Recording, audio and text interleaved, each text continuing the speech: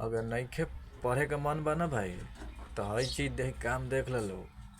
ना पढ़ब तो हइये कुल काम करे पड़ी। ठीक बा न। तो ऐसे जरूरी बा कि पढ़ाई जरूरी बा। ना तो लेबरई करे बाहर में जाके लेबरई करे पड़ी। फिर कहबा कि हमके मन नइखे लागत तो मन लगाए पड़ी ए बाबू। तो ऐसे कहतनी कि पढ़ाई जरूरी बा।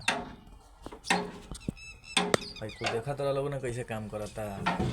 भाई देख हथौड़ा चलाए पड़ी भाई कुल काम करे।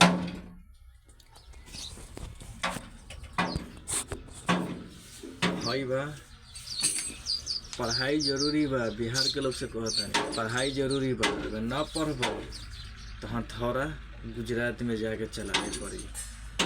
तो ऐसे अच्छा बा कि पढ़ाई पर ध्यान दो लोग। बड़का